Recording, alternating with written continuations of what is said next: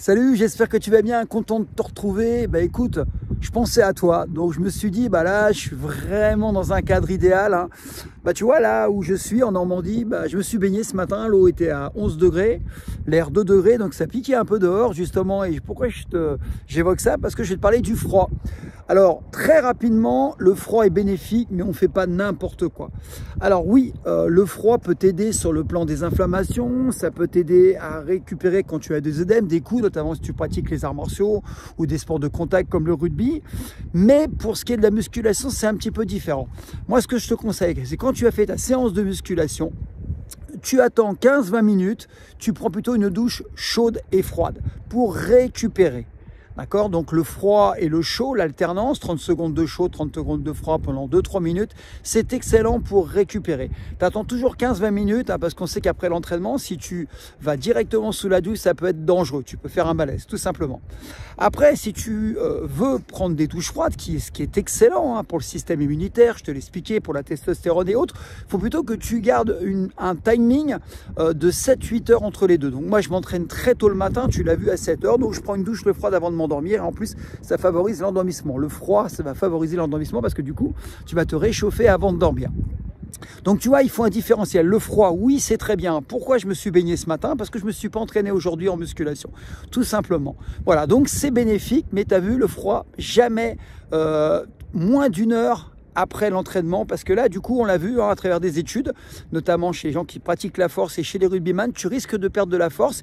Et si tu pratiques la musculation en termes de bodybuilding, tu risques de moins prendre de volume musculaire. Ça favorise pas l'hypertrophie musculaire. Voilà, je voulais t'en parler et surtout, respecte les règles de sécurité. Le froid, c'est bien, mais c'est comme tout, en excès, c'est dangereux. Si jamais tu te baignes dans une eau qui est à 11 degrés, dépasse pas 11 minutes, 5 degrés, 5 minutes.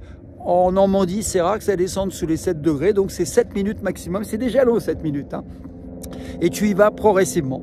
Voilà, je te laisse mon ami. Tu as vu, c'est une petite vidéo cool. Comme ça, j'ai pas de pied, je fais ça à l'arrache. Je pensais à toi, mais je sais que tu aimes bien ce genre de choses. C'est naturel. Et puis, je voulais te avoir ce formidable cadre.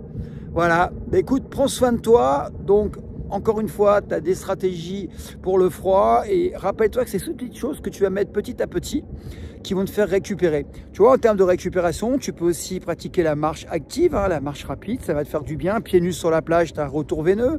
Ça peut être les rouleaux de massage, le pistolet de massage. Enfin, il y a plein de choses qui peuvent t'aider à récupérer. C'est ça, bout à bout, qui fait qu'avec la respiration, tu vas progresser. Pareil, juste une petite aparté par rapport à la respiration. Si tu veux t'entraîner, pratique plutôt la respiration de type Wim Hof Tumo, qui va favoriser la rénaline, qui va favoriser l'activation du système nerveux sympathique. Par contre, si tu veux récupérer, juste après, c'est plutôt la cohérence cardiaque qui va vraiment équilibrer le sympathique parasympathique. Il va te permettre de récupérer, te mettre en mode réparation. C'est pour ça que s'entraîner à jeun, c'est top, parce que tu es en mode sympathique, tu es en mode guerrier. Et après l'entraînement, tu vas te mettre plutôt en parasympathique pour récupérer. Donc, tu vas manger, tu vas te reposer. Et la cohérence cardiaque fait partie de ces choses qui sont intéressantes. Prends soin de toi. Vous êtes géniaux et prépare-toi pour le championnat du monde de traction et de pompe. Hein. J'espère te voir. Allez, ciao!